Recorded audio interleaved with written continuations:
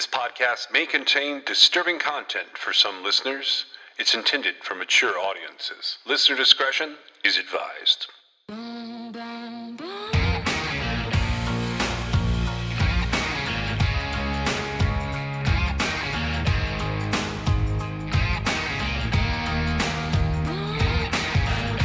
This is True Crime XS.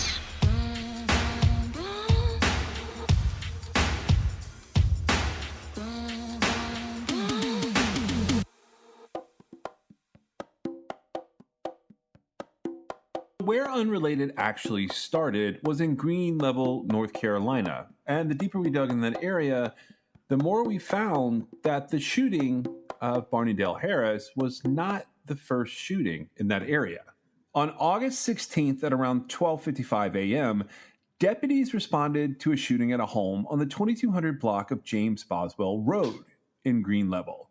They believed that 24-year-old Christopher Tyrek Gaddis of Green Level was trying to leave a home when he was shot. Gaddis was taken to a hospital where he died a short time later. On a Saturday in December, deputies responded to a report that a suspect named Lloyd Carvin Gillis was at a home on South Adele Avenue in DeLand, Florida. And Alamance County deputies had identified the suspect in the shooting as Gillis. So Volusia County deputies surrounded the house where they believed that Gillis would be located and spoke with people inside. Gillis was there and initially told deputies that his name was Corey Gillis, but a fingerprint scan indicated that 91% probability showed that he was Lloyd Gillis, and they were able to identify him, as you can hear here in the arrest body cam video and audio.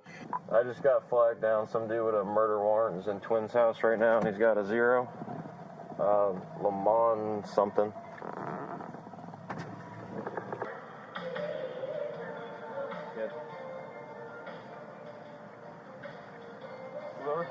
What? Just for now. Make them off as quick as they go on, all right?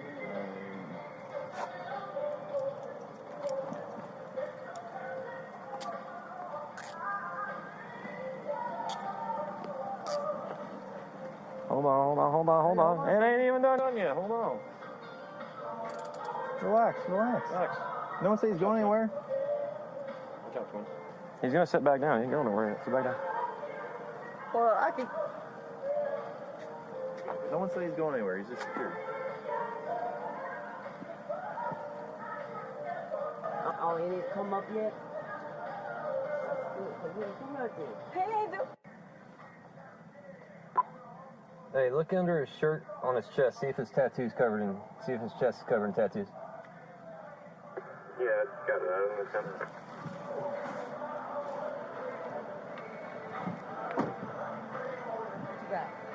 Picture of Lloyd, not Corey. No, that's not him. That ain't him? Nope. I'm gonna go look at his tattoos and tell you in a minute. What tattoos he got on his chest? That looks like you, doesn't it? Yeah. All right. That's Lloyd from North Carolina. Huh? That's him. What's the warrant for? First-degree murder. Can I give him a hug? Yep. Hey, Mike. No. Hey, Dave, I'm looking at a picture on like the news that they post about him up there, but it's just a facial shot. Oh, perfect. Yeah. Let's see here. And I've got more if you need them, but I just... Jesus. Good to go? Yeah. Yeah, we got him. They were able to identify him by the tattoos on his chest. He was charged with giving a false name upon being detained, resisting without violence, and upon arresting him, deputies found 29 grams of what they suspected was heroin, a small amount of MDMA, a gun box, 37 rounds of .380 ammunition, and 1 empty magazine. So he was served warrants from Alamance County for first-degree murder, possession of a firearm by a convicted felon, violation of parole out of Alamance County, and possession of MDMA. The suspected heroin was submitted for testing. But once again, this is out of Green Level, North Carolina. And this is this week's Unrelated. Starting in 2008, a hit American reality TV show began to air on TLC, and it aired there until it was canceled in 2015.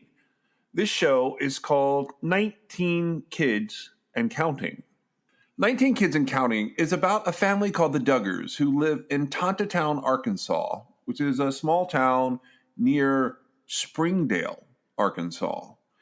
Now, Tontatown, Arkansas is in Washington County. It's located in the Ozark Mountains, and it was founded there in 1898.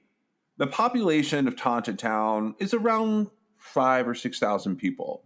Springdale, Arkansas, nearby, also in the Ozarks, has a population of around 69 to 75,000 people, depending on the time of year. Some estimates showed it as high as 90,000, but that seemed to rely on some factors related to Washington and Benton counties.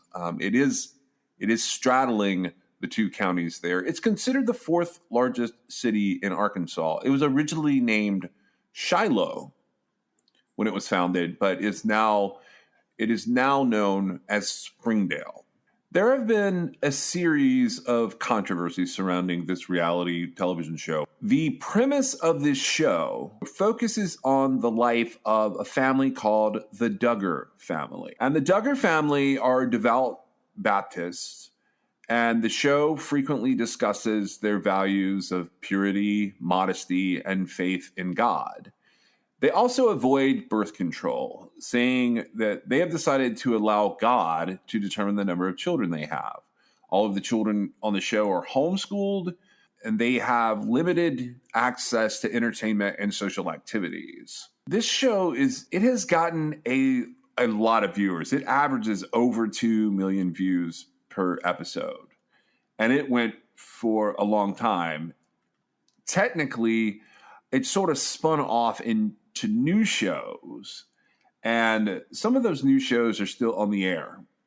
This past week, one of the family members who had a previous controversy has now gotten wrapped up in a more serious controversy. Back in May of 2015, there was a police report that was leaked to a couple of magazines. And in this police report, it references sexual molestation allegations against the oldest son, a guy named Josh Duggar.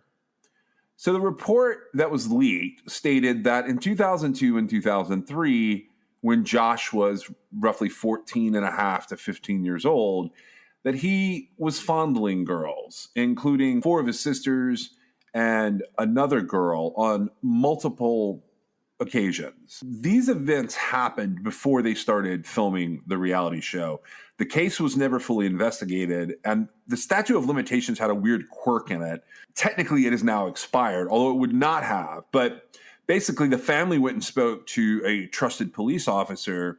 And the way that it works in Arkansas when you have crimes like this is once it's reported to police, a clock begins to toll on it. And that statute of limitations has run out in the way that all of this went forward, because it's stuff that happened in pre-2006 being reported, and a police report shows up in 2006, and then it's not really talked about until 2015. As this controversy came out, multiple advertisers, huge advertisers for the show, they pulled their ads from the show. There's lots of petitions flying around. And ultimately, the show is sort of removed for a period of time from streaming services. The public reaction to it all, it sort of forced the family to interact on what had happened there. So they responded to it all by having Josh, who's now married, and his wife, and the parents of the Duggar family, they apologize. Josh had been part of the Family Research Council, and he resigned his position there. He apologized for his inexcusable actions. His wife, her name was Anna, and Anna stated that she knew about the actions 2 years before she was married to him, and she believed that counseling he had received after these incidents had made him a changed man and had made it okay for her to marry him. The Duggars described this as a dark period in their lives that caused them to come together under their faith, and they've given multiple interviews to conservative outlets about this controversy. In April, about a week ago, there's been some building controversy with Josh Duggar.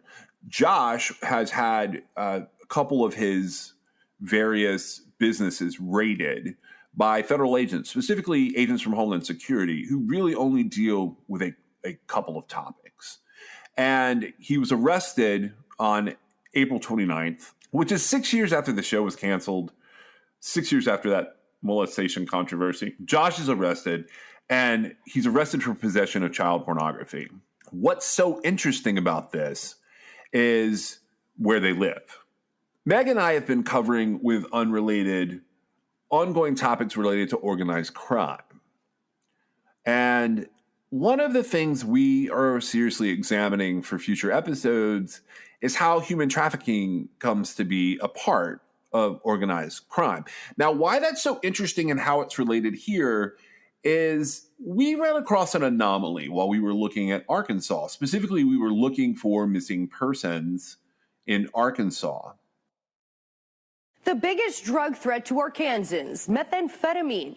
And we're not talking about what some may imagine, low-level dealers getting busted in a trailer. Turns out most of the meth being trafficked in and out of this state is being made in Mexico. So what exactly are they doing to stop this? Disrupting daily operations.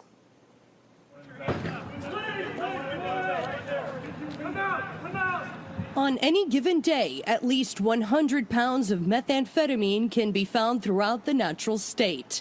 It's the biggest threat to Arkansans, and most of it is coming from Mexico. This is Mexican-made from predominantly the two cartels in Mexico, which would be the Sinaloa cartel and CJNG, which is the New Generation cartel.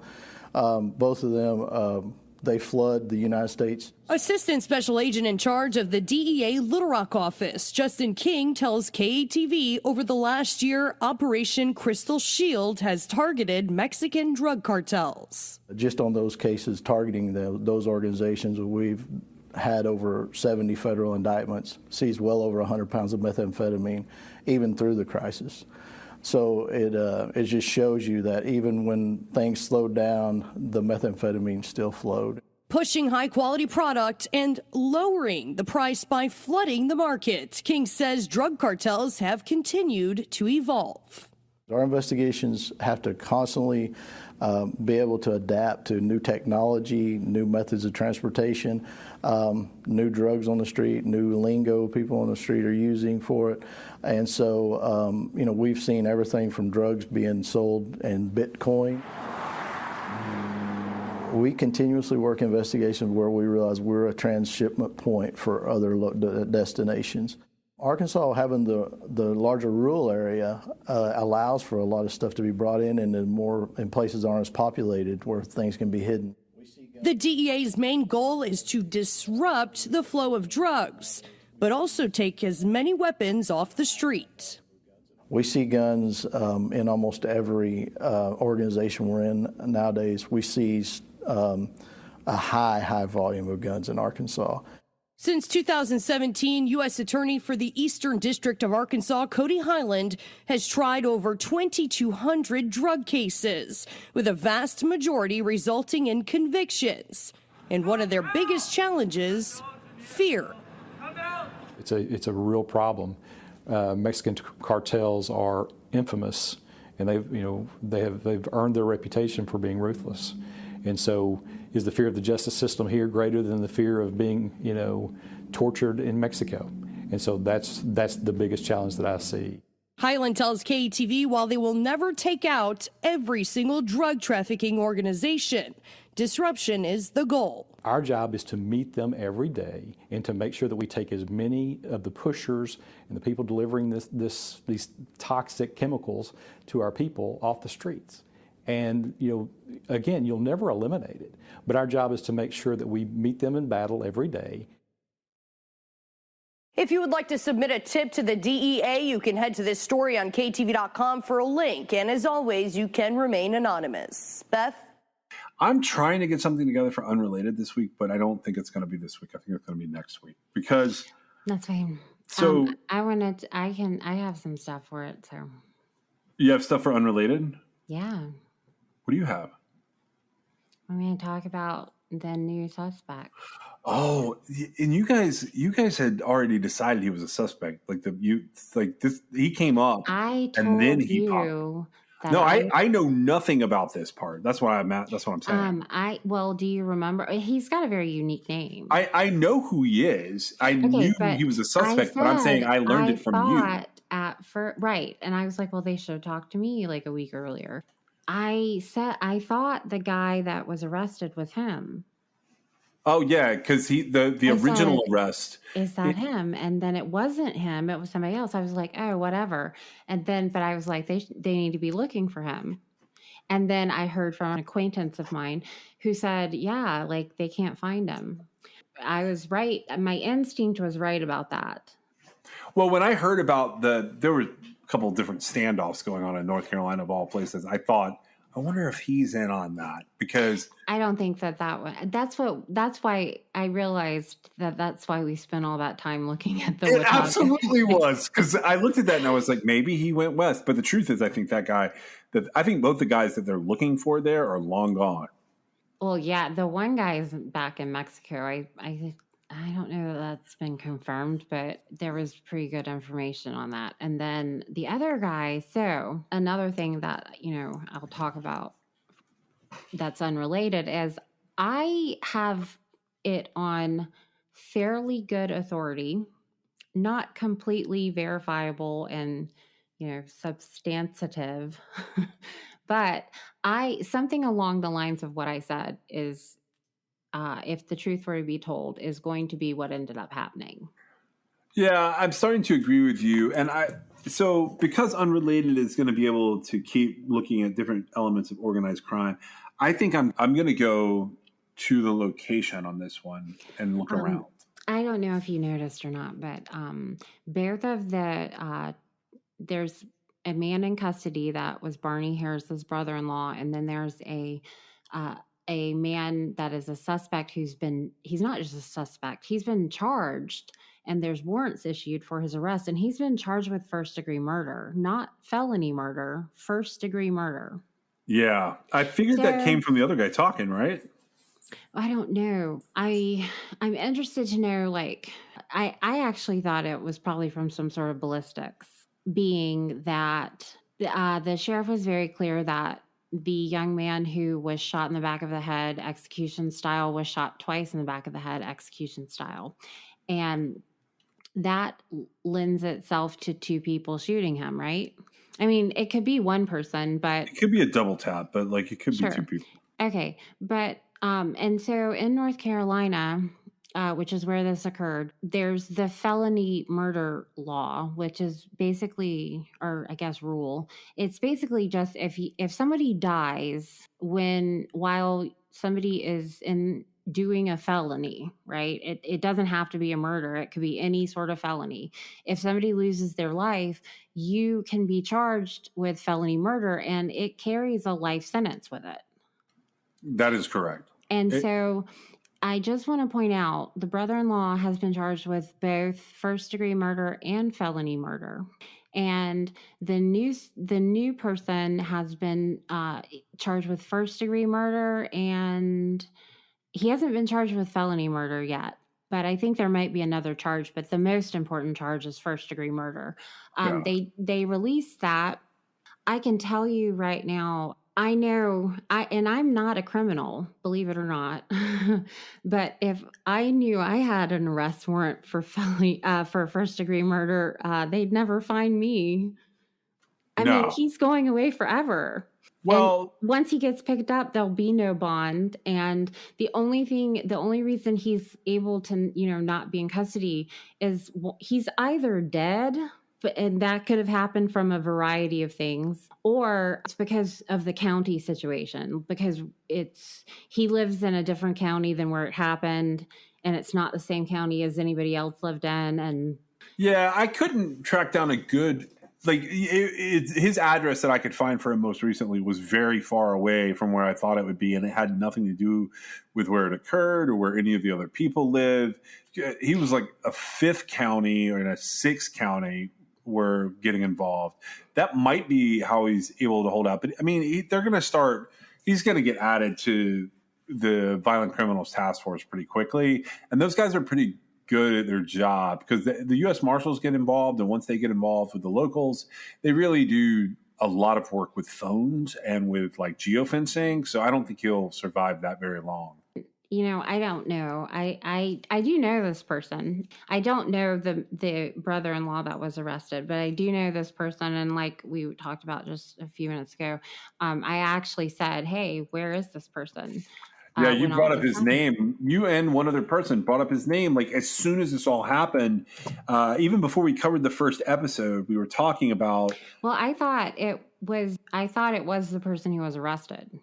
Right, but and I guess you see the resemblance now. I mean, it's not a whole lot, but well, they're two different complected people, but they look they have some of the same features. Well, and it was just a glance. I haven't seen that guy since high school, so I mean, he looks exactly the same, honestly. Even the black eye, really. But so when I saw it, I'm just amazed like that. I feel it's funny. His name is so unique that everybody I told remembers that I said it, right? Yeah. Because I'm like, where is he? And then for him to end up being caught up in this.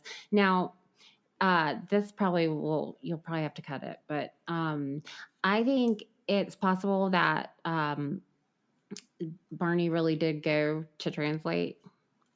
Now that I'm starting to see a fuller picture. He probably knew that it was a little dangerous, right? Not like gun dangerous, but just in case, wear this bulletproof vest. Well, who has a bulletproof vest these days? I don't know. What I'm getting at is I think the reason I can imagine when they killed the kid that I bet Barney lost it. Like he was probably like, I did not sign up for this. I can't believe I'm here. What the hell? Because, he was found in a bedroom. I'm concerned that they're going to come out and say that it was that killed Barney. I don't think I would be super surprised at anything they said at this point. The guy that we're talking about. I'm concerned because it's sad. Well, the guy that we're referencing here is another suspect that's wanted in the Barney Dale Harris shootout with what was described by law enforcement as an old Western shootout with a Mexican cartel. We've sort of been dissecting that as we go. And they added. I don't know if I want to release his name or not. We haven't said the other guy's name, have we? Yeah. We've said everybody's names. We haven't. On here we have. We haven't named the brother-in-law. I mean, it's been. Oh named. No! I mean, it was in the press conference, though. Yeah, I know, but we can leave this out anyway. There's another suspect that they started. Say it if you want. I don't have a hard fast rule on this. So interesting thing related to the Barney Dale Harris case, and this comes from your side of things, which you've gotten you've started a number of conversations about this. And I don't know how far I want to go into that because I'm trying to avoid using names that aren't necessarily publicized so far. But I have okay, so my first question is Barney has a possession ticket in Oklahoma from last year. And it was dismissed. I'm only mentioning it because now it's sort of out in the media a little bit. Was it dismissed or because it went that was the ticket that went away on leave April 16th. Yeah, after he died. Yeah, April 16th. It was dismissed. Yeah, you're right. Never mind. Yeah, so there's an attorney out there, and basically he got pulled by a highway patrolman who issued him a ticket. And then wasn't it just paraphernalia? Yes, this is a possession of paraphernalia is what this is. So that would be anything that you could potentially use to do drugs with. Pretty much. I mean, it's actually like this. There's a mention in here that there's marijuana residue. Now, did you find something about it? Yeah, well, I'm working something out right now, and that's why I called. That's why I set this up, because so that can be something as simple as a baggie or a pipe, or I mean, it can be literally anything that has a roach. Yeah, it could be. Well, a roach is typically that's written up a little differently. This is probably something that just has like the smell or like a couple of flakes in the bag or a couple of flakes in the pipe or whatever, even on a screen. I was curious about how has anyone in the conversations that are going on, has anyone mentioned what he was doing in Oklahoma? Because I know something that I'm not going to share. About Oklahoma? Yeah. Oh, well, then you don't have to share it yet. Okay, so I'll tell you, but I don't want to do it on the show. Because I don't have super. I'm sorry, I messed everything up, didn't I?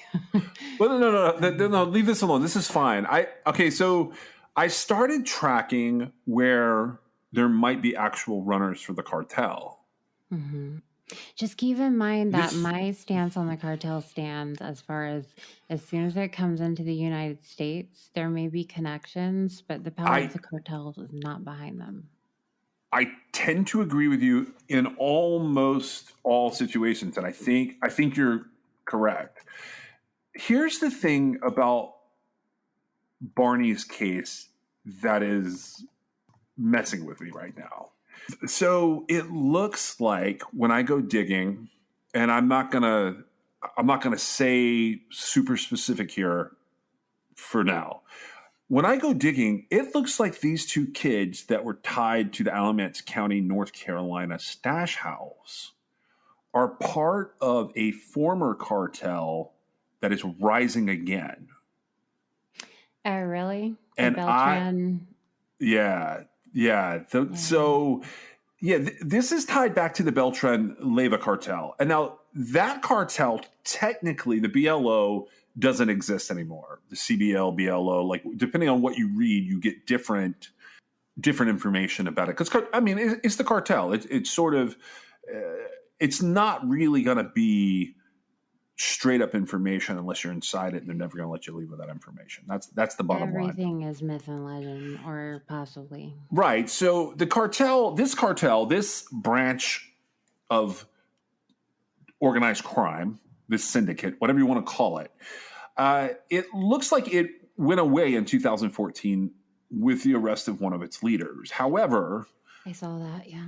I'm hunting information where this cartel seems to have sort of hooked up with some U.S. organized crime in the middle of the country. And it's not clear to...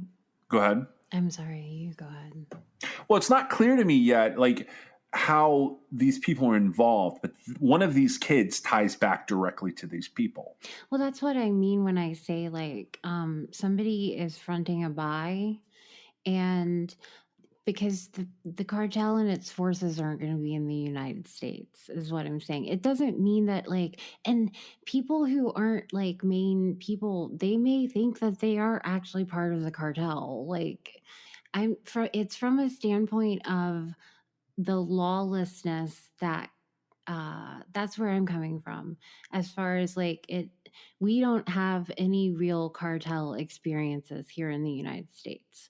That doesn't mean that people don't feel like they're part of it and they're, like, working for them. I'm just sure that some of those middle American organized crime rings, they're the ones that are going to come after you if you steal money and drugs. It's not the Mexican cartel, it's the people in the United States that are getting the drugs from them. Does that make sense? Yeah, it makes sense, but hear me out on this for just a second. I will.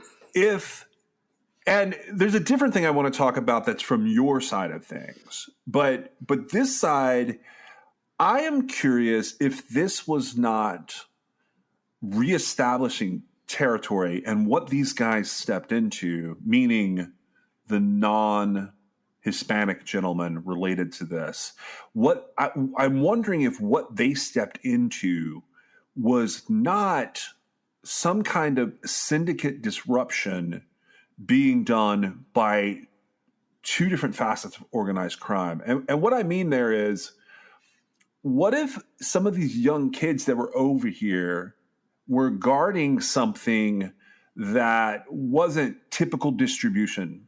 And by atypical distribution, what I mean is, what if these guys stepped into a territory dispute or an organized crime coup, so to speak, meaning one cartel was supplying at the border or ever how they were supplying an organized crime faction that is unrelated to the people that were involved in the Alamance County shootout.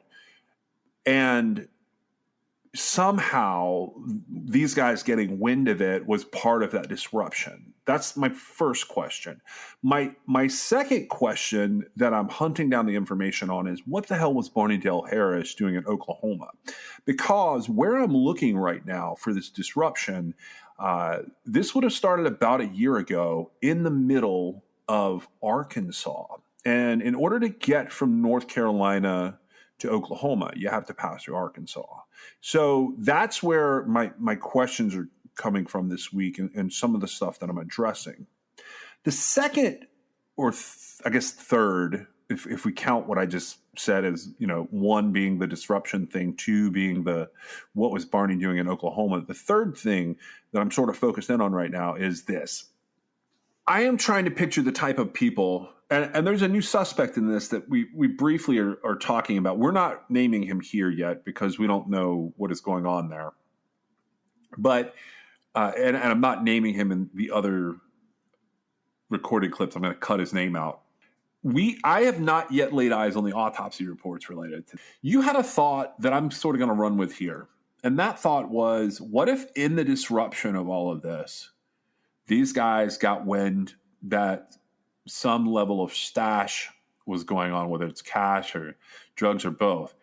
And they decided that someone in this group, possibly the latest suspect, decides that they're going to, either out of retaliation or out of sort of a wish fulfillment for some kind of big score, they decided that they're going to rip it off, and they bring Barney in. This is the thought that you brought up, and now I want to run with for a second. What if Barney being there is to pacify the organized crime syndicate type people, that everything that took place there was finished under that roof, so there was no one to go looking for? Meaning, barring U.S. law enforcement getting involved and actually hunting for people, the suppliers of the drugs or the people who bought the drugs believe that Barney shot the kid. Barney is dead in there. What if that's what went down? Because I can see Barney finding out that the kid had been killed and probably losing his shit. Particularly, and that's just what I know of him is very little, but a teacher and a coach and a pretty respected member of a community would definitely have a problem with very young people. These kids look young. I mean, their ages are 18 and 19, but they look even younger than that. They are really young. And okay, so from what you just said, that's two different things for me. One of the things being that Barney was invited to participate in something he may or may not have known exactly what was happening. And the plan all along was for him to be left behind as a deterrent, I guess, a red herring, or I don't know how else you could say that. He's a decoy. The decoy being he was the one who was the problem. Okay, so that, and then the other thing, so to me it's two situations: him being the decoy and then him agreeing to go do something with people that he knew very well, and it turning into something more, and there being sort of this internal problem where he did get really aggravated that, like, he was like, do not kill this kid. And so, not knowing that was going to happen. And then, so there was an internal struggle with the people, that Barney went there with. So to me, it's two different things. And I have thought about this a whole lot. And I don't know what happened. Right now, I am wondering, and this is going to be ongoing because I've stepped into something here that's interesting. I exposed myself in a way that I wouldn't have normally. But what has happened because of that is I've been contacted by a lot of people. Nobody wants to say anything out loud. And so it's like I'm the one who's going to be saying stuff out loud, apparently, which means you're going to be saying stuff out loud. Well, that also makes me dig deeper. So, well, right. And maybe it's my naivety, whatever. But I'm not afraid of this. I did get a little bit, I felt uneasy about a few things, and I was trying to be lighthearted when we talked previously. And then I started feeling, when we started talking about perhaps Barney was killed by some sort of internal struggle or for, to be a decoy, it started making me really nervous. Yeah, so that's the other thing that comes up is where are the rest of the guys that are involved in this based on witness accounts? What happened to the rest of the people that were there? I don't know that I want to don't want to dangle a carrot. Yeah, no, that's sort of where I'm at with this right now, but I can't stop digging into this part of it. So, well, it is interesting, and a lot more I feel like is going to come to light. And I don't know how much you're going to use because everything's changing so quickly. Isn't that interesting? Because we talked about this already, and then I was like, hold up. And so, we're having to re-talk about some stuff. And so it's changing quickly. And so I went from being like, oh yeah, to wow, hold on. And what I had said earlier was the information that I've gotten, like I said, I've been contacted by a lot of people. And the information that I'm getting is that my sort of past revered look at what happened to Barney that I taught, it was right off the cuff. Like in our first Unrelated episode, it was the day after we found out Barney had died in a shootout. And it's actually seeming like that is going to be a more factual account of what happened. Now, I want to get the actual facts. I had an idea of how I might do that.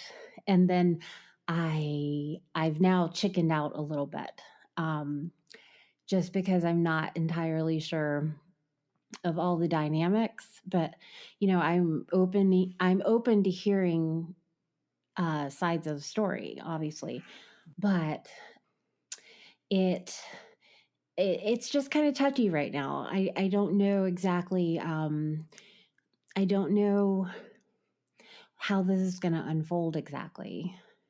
Well, that's fine. Here's where now I'm going to ask you some stuff you haven't heard about. Okay, so that's it for what I'm doing with Barney Dale Harris, because until I get some confirmation on a couple more things, there's a clip that plays at the beginning of this episode that people will have heard, so they'll get an idea of what I'm doing. This is not the first time something like this has happened recently, and I am still hunting down the best way to present all of this information. I'm just doing it on Unrelated in real time because right now I went and recorded a few witness interviews. I can't use those yet because I got information I didn't understand yet. And so once I'm going back out there with a little better gear, and I'm going to have one more round of stuff that I'm going to include you in. on. But here's something crazy. All of this seems to lead to Arkansas. And like, that is the part that threw me off. And that's why I was asking, that's why I have questions about why did Barney go to Oklahoma last year? And I know we don't exactly have the answers yet where we can share them. I'm working on a different source that is unrelated to your sources. So what is crazy about Arkansas, and this happens sometimes, like I'll go looking for something sometimes. This happened when we were covering Israel Keys. It's happened with the Colorado stuff. I'll go looking for something that is about to be a major story, and I don't even know that it's a major story when I go looking for it. And here's what I mean. The organized crime look that I was taking at Arkansas started multiple weeks ago. What I was looking for there was I wanted to find a link between major drug trafficking centers and human trafficking centers. I wanted to see if organizations on either side were related to each other. And I haven't proven that they are yet, but then some interesting stuff started happening in the news. Did you ever watch the television show 19 and Counting? No. Okay, I didn't either. I don't watch a lot of reality television. My reality television was pretty much limited to cops. Is that the Duggards or whatever? The Duggards or Duggards. I don't know how you say their name even. Is that who it was? Yeah. Who it is? Yeah, so okay. Josh, the oldest son, Josh, he's been arrested now for possession of child pornography. He's had several raids since 2019 that have been linked back to him that were Homeland Security related. And I talked about him a little bit by myself at the top of the show. But this is what I want to say to you and see if you find interesting, because you're hearing this for the very first time. Where he was and where he got arrested in the middle of all this. Guess what fucking city it was? Springdale? Yep, it's Springdale, Arkansas. Really? And so we haven't talked about that yet. This is the first episode that I'm bringing up Springdale, Arkansas. And so the case there for me that is sort of a centerpiece, I guess, for all of it, because I was really, this sounds crazy, but I was looking for where in the United States do methamphetamine distribution on a huge federal level and human trafficking really collide. You've sort of helped me along with this sort of blindly, not even knowing what it was that I was looking for. Here's where this all gets interesting for me. Back in 1995, a little girl went missing in Alma, Arkansas. Her name was Morgan Nick. And Morgan Nick, she was 6 years old. She asked her mom after this Little League baseball game if she could go catch lightning bugs with her friends. And her mom wasn't really cool with it, but she was like, you know what, go ahead and do that. And this is around 10:30 at night on June 9th, 1995. At 10:45, the kids playing with Morgan Nick last see her standing near her mom's car, and they're all standing around and they've gotten sand in their shoes. So they're dumping their shoes out. Morgan's friends reported that a creepy man was talking to Morgan as she was putting her shoes back on. So the Little League game ends, and Morgan's friends come back, but Morgan's not with them. Her mom, Colleen, gets told by these kids that Morgan was at the car. So Colleen goes out to the car, and Morgan has not been seen or heard from since. And this case is one of the most interesting cases because it is truly, as it looks evidence-wise, it is truly a whodunit stranger vanishing. Right. And so this is in Crawford County, Arkansas. Well, I wasn't looking at Morgan's case, and I've never covered it, and I didn't know much about it. But what I did was I started looking around Arkansas. I was actually looking for drug activity. And for some reason, you went into Namath. And I don't know what all we were looking for, but about an hour away from Crawford County, Arkansas, or Alma, Arkansas, where Morgan went missing, there's a place called Washington County, Arkansas, and a town there called Springdale, Arkansas, that Springdale is divided between Washington County and I think Benton County. When I glanced at NamUs in that area, I came up with a very large number of children, meaning under the age of 18, who were in NamUs within the last couple of years. And the more I expanded from there, like making my circle bigger and searching the surrounding towns, the bigger it got. I just find it interesting that right now, even though I'm technically chasing what could have happened to Barney Dale Harris and this North Carolina case that a sheriff said was a shootout with a cartel, and I'm sort of tracking it back, I end up in Arkansas at a time when this reality TV show star, who sort of errs on the side of all things conservative, is being arrested for possession of child pornography. One of the other things that's interesting about him is he was accused of molesting several girls in the family and some girls that were friends with girls in the family. And they just happened to also take place in Springdale, Arkansas. That's really weird, don't you think? Well, yeah. So he's in Springdale, Arkansas, and all that stuff happened there. So the town they live in is not technically Springdale, Arkansas. So the town that they actually live in is Tontitown, Arkansas. It's in Washington County. It's there in the Ozarks. This all takes place in the Ozarks, by the way. I'm just asking, like, are you familiar with that area at all? Only what's on the series. Okay. No, I'm not familiar with the Ozarks. So the Ozarks, that's a really rural area. Right. And if you so they cover, so the mountains known as the Ozarks, they cover like a huge amount of land in Arkansas, Kansas, Missouri, and Oklahoma.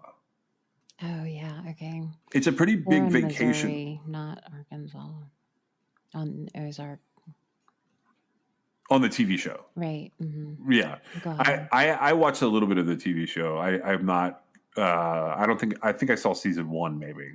Yeah. And I sort of got lost because that was but that, if you remember, that is also about drug trafficking. Yeah. So. And there's a United States citizen who's not a member of the cartel that fronts those buys. Exactly. Okay. Even though it's not the same exact area that I'm looking in, it's interesting that this, like, I'm starting to see a lot of similarities. Life imitating art and art imitating life, and in the middle of all this. So that. Sure. So now, in the course of running down these two things, it seems like they all collide in Arkansas. So what do you think that Barney's connection is with this? I wonder if he knew someone was... I wonder if the previous incident in Oklahoma was him being along for the ride on somebody who is connected to all this.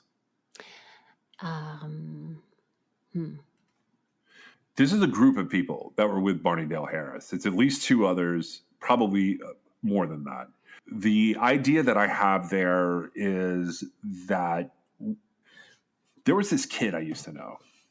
He was very young, around 18, at the time that he got into his first really big bit of trouble. And he wrote me a letter to explain to me his trouble.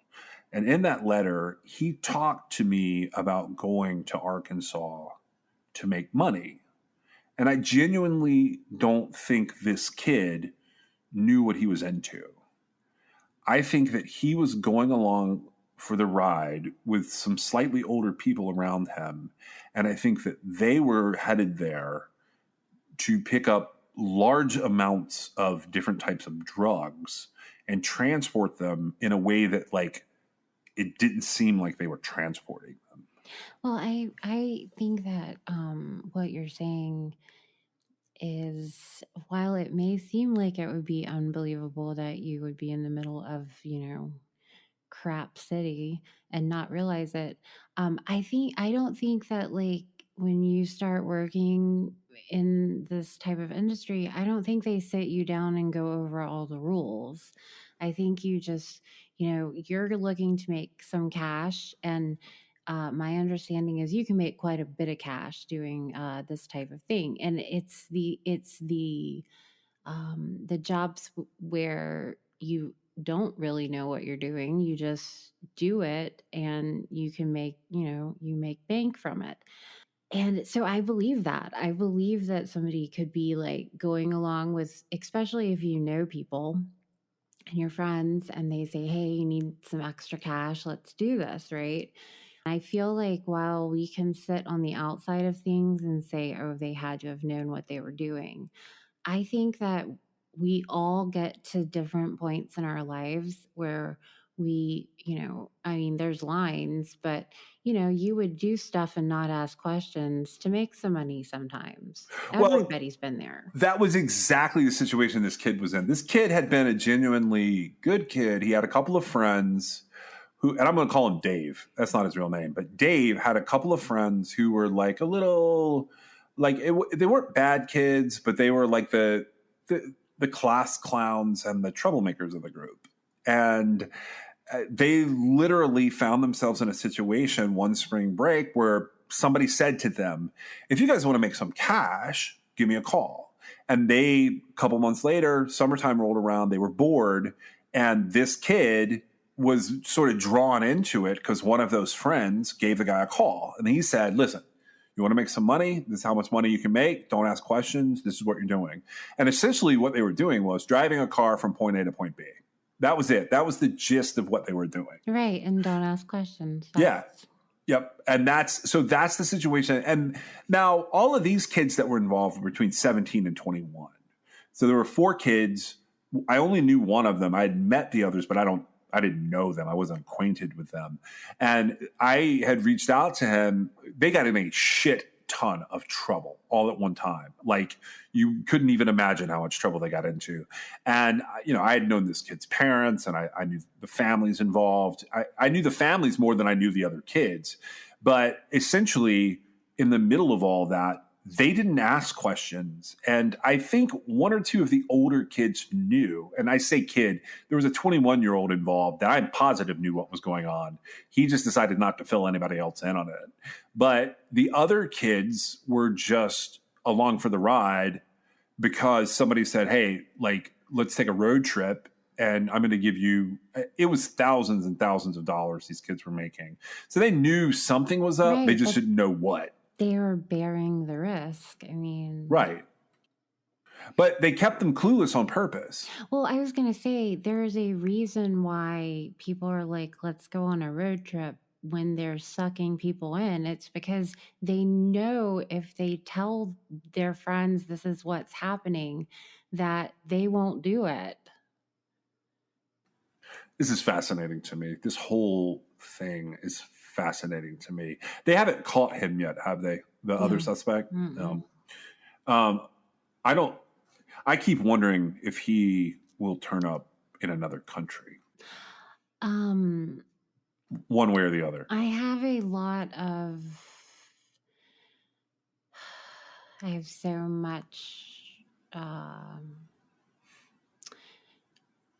don't know. I don't even know what I'd want to happen. I am very concerned. I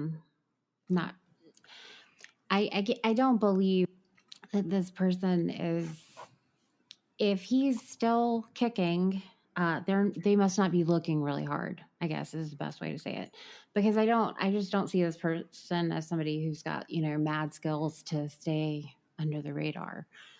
And in the event that I'm concerned that this person is dead and that's why they haven't been found, that would suck, but it would mean he didn't kill Barney.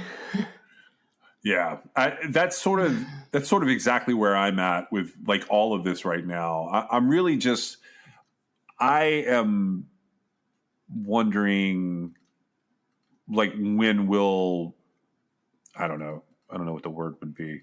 I'm wondering if there will ever be resolution in this case. And like, so my goal was, I was going to start looking for basically unidentified remains in different places I could think of that had just popped up.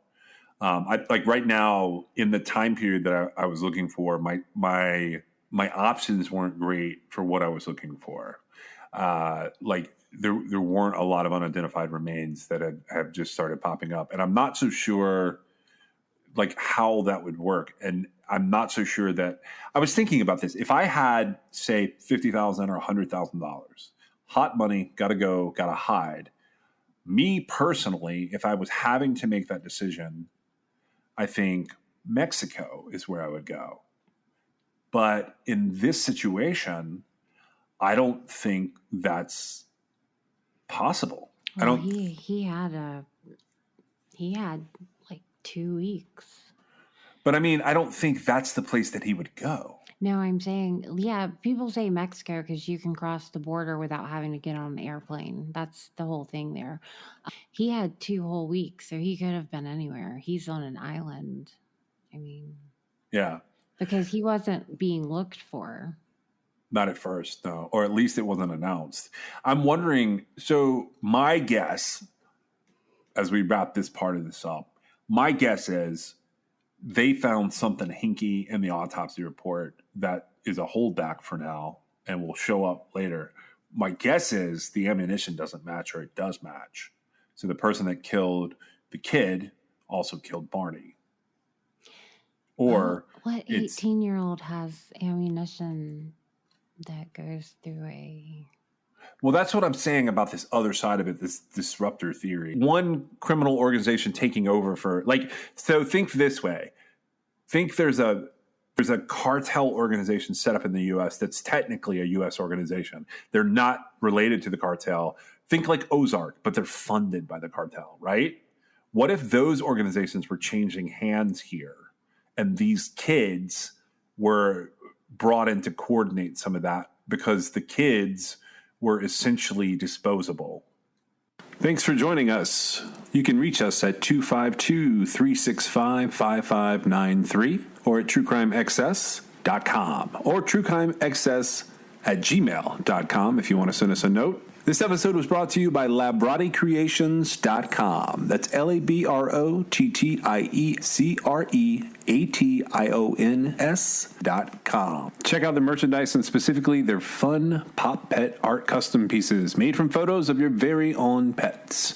Use the promo code CRIMEXS, that's CRIMEXS, for 20% off a fun, brightly colored, happy piece of art of your own pet at their site, LabrottieCreations.com. Music in this episode was licensed for True Crime XS. The theme song was Indestructible by Noah Smith. You can find us on your favorite podcast platform or at TeePublic, Instagram, or Twitter. You can also join us on Patreon to fund future body exploration trips. But the best thing you can do for us is leave us a review on your favorite podcast platform and share us with your friends. And we'll see you next time.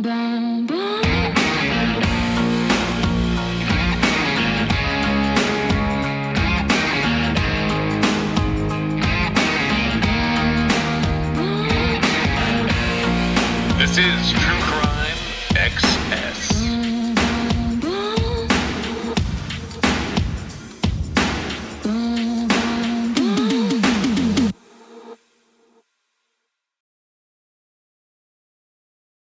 Brayshawn Jones and Shatoria Jefferson are in jail, charged with capital murder. Detectives say they gunned down Raul Garcia Torres in his own front yard. John Miller, who was our civilian deputy chief at the time, and I'll never forget what he said. He said, "How fast can you get 30 guys down to Burbank?" And I go, "What's up, boss?" And he says, "I've got one dead, one circling the drain, both Burbank officers." This stuff doesn't happen in the city of Burbank. What started as the murder of my son got bigger and bigger and bigger. They had a direct pipeline source to a super lab from Mexico. Rival drug cartels have waged a deadly war. Victims suffered violent deaths. 12 more dead bodies found today. Influence and money, they've got it all. But it was shocking to me that someone at the top of city government was swept up in the investigation. A lot of people watched The Wire, but we lived it.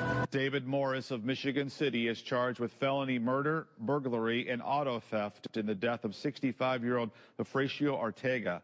Police found his body inside his business. One man is seen pulling a gun on a 31-year-old named Richard Cepeda inside the lobby. A second man punches Cepeda in the face as he tries to run away from the building. The man with the gun then fires shots as the victim runs away. Cepeda was pronounced dead at the hospital. It all happened Thursday around 9:30 p.m. So far, no arrests. 14-year-old boy shot her, and an 18-year-old, Nashawn Johnson, he was driving the car. Now, police have not said if the shooting was random or if the teens knew the victim. Pamela Cabriales was found shot in her car. She later died from her injuries. With Williams no longer under the court's watch, now accused of stabbing and killing store clerk Olga Calderon, raising more than $66,000 for the mother of two. It is so sad because she is so sweet.